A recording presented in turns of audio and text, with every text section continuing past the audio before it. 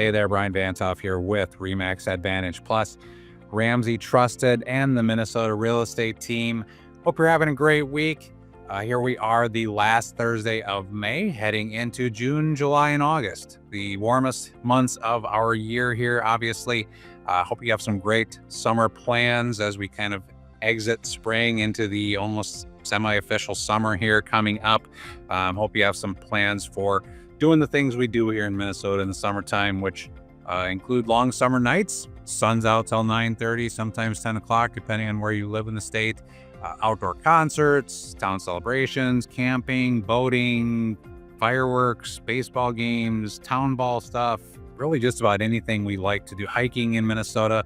If you're looking for ideas of things to do this summer, you can go to www.exploreminnesota.com if you haven't already seen enough advertising for that website on wherever you search for wherever you're advertised to. So anyway, let's talk about the week that was of our previously owned homes within that 50-mile radius of downtown Minneapolis in Minnesota. Memorial Day weekend was definitely a slow weekend when it comes to the real estate market. It was slower than a non-holiday weekend, which surprised me a little bit at how slow it really was over this past weekend. We saw 983 new listings, which is over the past 7 days. That is down 288 from the prior week, 103 more than what we saw this time last year for the week that included Memorial Day.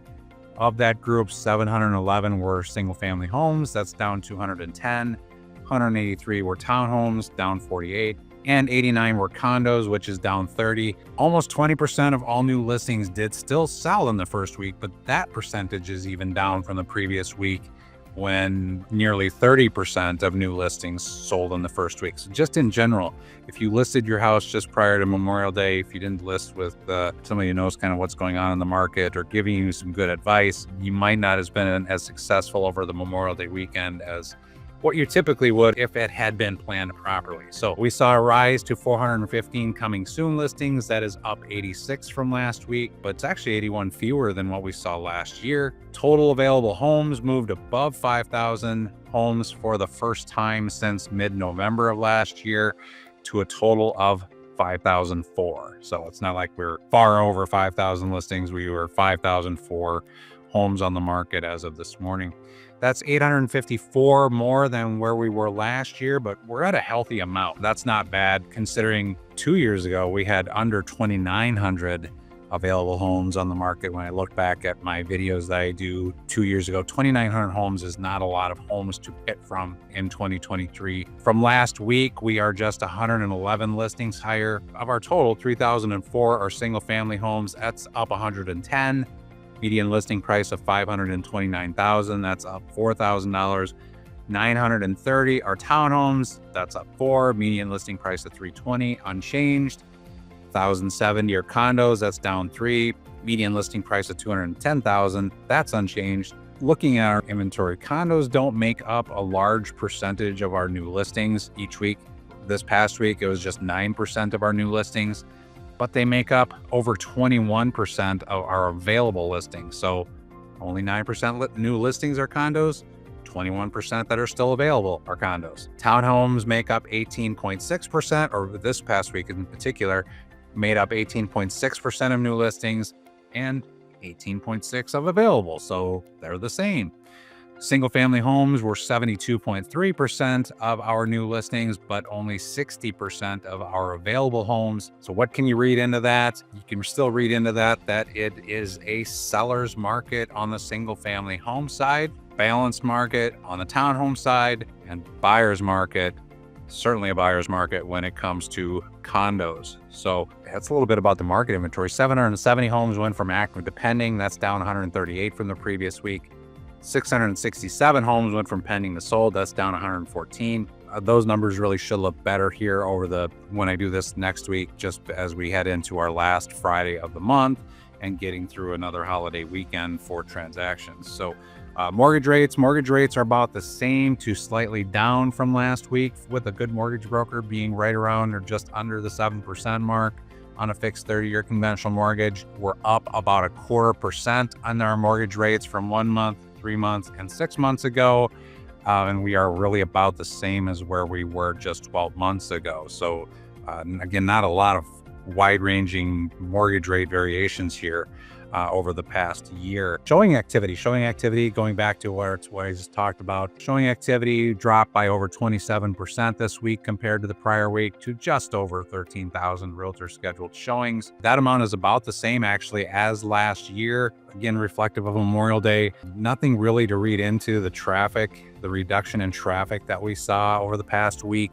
I would anticipate that we will see increased traffic here as we get into this coming weekend and into the first part of June. So that's it for the local basis. Now, let's talk about some extra stuff here this week. You might be hearing in the news that the inventory of homes overall is going up, and that is true. According to Realtor.com, nationally, home listing inventory at the end of April was up over 30% from last April, and we are at our highest overall levels than we were at the start of the pandemic in 2020. So nationally, on a national level, inventory is at a post-pandemic high. Nationally, we are just slightly higher in available home inventory than in April of 2020, but really that's not true locally. Our inventory at the end of April was only 4.8% higher than 2024, but we are still more than 7% lower than in April of 2020.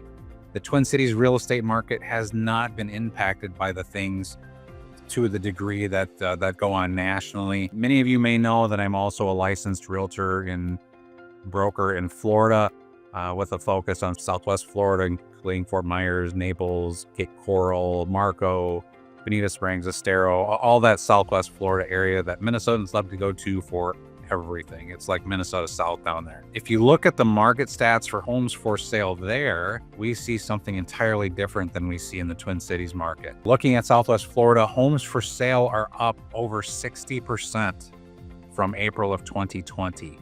Southwest Florida has really been a buyer's market now with higher inventories for about a year and a half. Doesn't mean prices are all that cheap, but it is a buyer's market in Southwest Florida, and we have seen price reductions, which I'll touch on in just a moment. If you look at it, median sale prices have come down from where they were as a high in May of 2022. In May of 2022 in Southwest Florida, the median home price was $540,000. Last month, at the end of April of this year, the median home price in Southwest Florida, $450,000. So you swap the 4 and the 5.